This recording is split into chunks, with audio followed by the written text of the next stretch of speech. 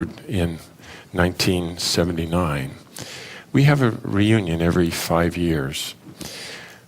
When we came back for our 5th reunion, man, everybody was happy. Most of our classmates had married people who were much better looking than my classmates. They're doing well in their career. But as we hit the 10th and 15th and 20th and then the 25th anniversaries, oh my gosh, my friends were coming back not happy with their lives. And very many of them had gotten divorced. And their spouses had remarried, and they were raising my classmates' children on the other side of the country, alienated from them. And I guarantee that none of my classmates ever planned when they graduated from the business school to go out and get divorced and have children who hate their guts and are being raised by other children. And yet a very large portion of my classmates actually implemented a strategy that they never planned to do.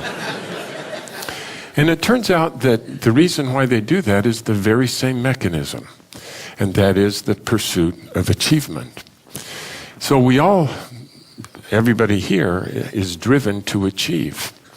And when you have an extra ounce of energy or 30 minutes of time, instinctively and unconsciously, you'll allocate it to whatever activities in your life give you the most immediate evidence of achievement. And our careers provide that immediate evidence of achievement. We close a sale, we ship a product, we finish a presentation, we close a deal, we get promoted, we get paid. And our careers provide the most very tangible, immediate achievement. In contrast, investments in our families don't pay off for a very long time. In fact, on a day-to-day basis, our children misbehave over and over again. And it really isn't until 20 years down the road that you can look at your children and be able to put your hands on your hips and say, we raise great children. But on a day-to-day basis, achievement doesn't at hand when we invest in relationships with our family, with our children and our spouses.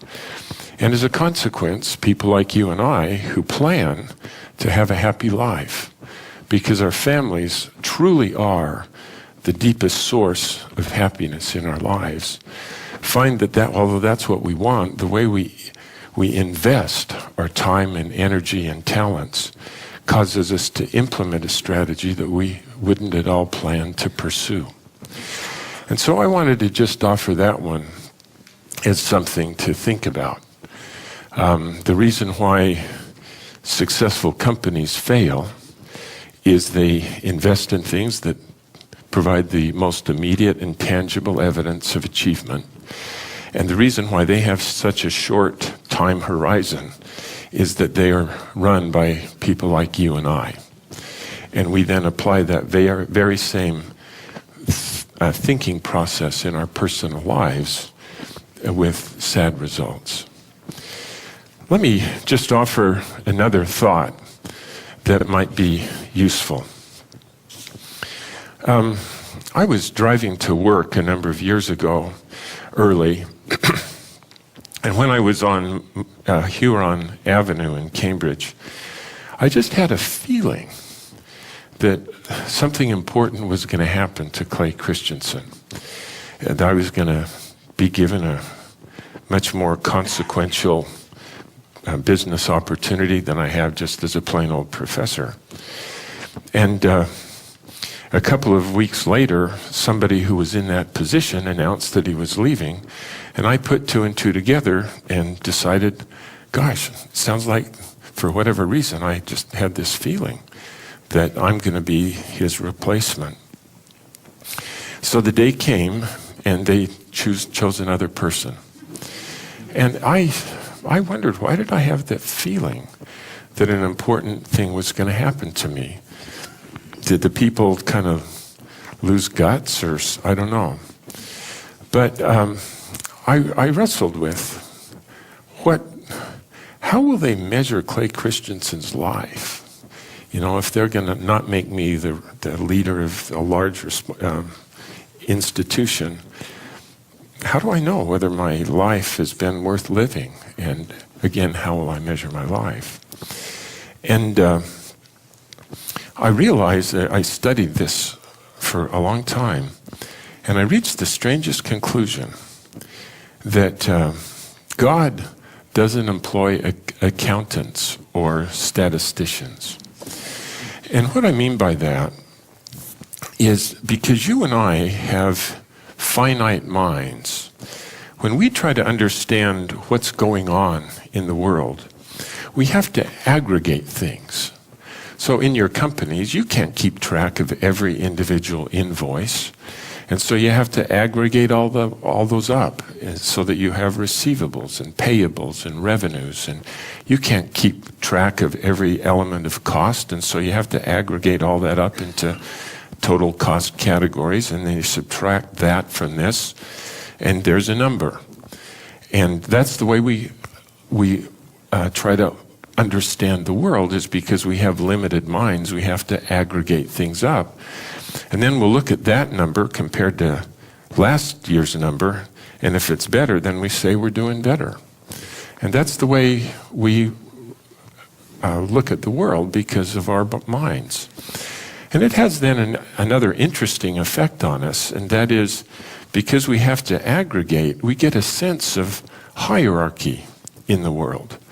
In other words, people who are higher up in larger organizations are more important than people who preside over fewer numbers of people and fewer numbers down the bottom. And so we get this sense that people who achieve in a hierarchical sense, their lives will be judged somehow as better having lived than those below. And we measure sometimes how high we go or how successful we are by how much money we make. But these are all the result of our having limited minds, and they're having to aggregate measures of success. And this choice of measurement is actually a big deal.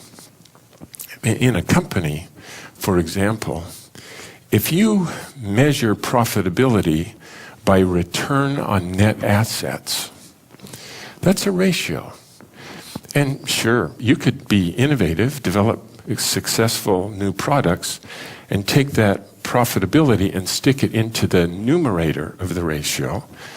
But you could also reduce the denominator of the ratio by outsourcing everything. And the ratio doesn't matter whether you build it from the top or subtract from the bottom. If profitability is measured by return on net assets, it causes us to manage it in a particular way. And in a similar way, if we follow our professor's advices from finance and we measure profitability on innovation in terms of internal rate of return, or IRR, it's a ratio.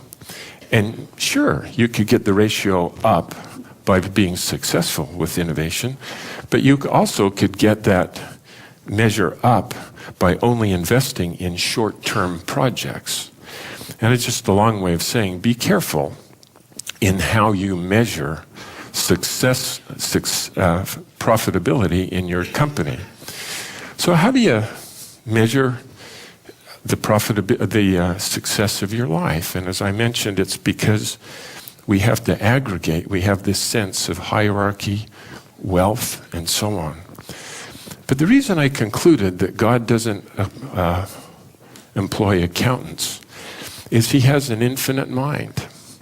And what that means, he doesn't have to aggregate up above the level of individual people in order to have a perfect understanding of what's going on in this world.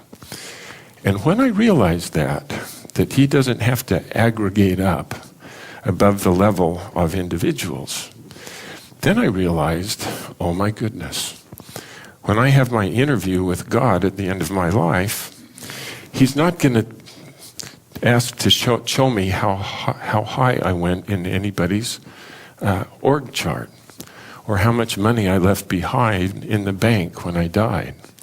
But rather he's going to say, oh, Clay, I put you in that circumstance. Now, can we talk about the individual people whose lives you helped to become better people because you worked with them, or they were members of your family, or you just met them and they needed your help? And then, Clay, I stuck you in this situation. Now let's talk about the individual people whose lives you blessed because you used the talents I gave you to help them. And I realized that that's the way God will measure my life, is the individual people whose lives I blessed. And I just wanted to offer that as the second takeaway from at least what Clay Christensen is thinking about. And that is, it's actually really important that you succeed at what you're succeeding at. But that isn't going to be the measure of your life. God doesn't count.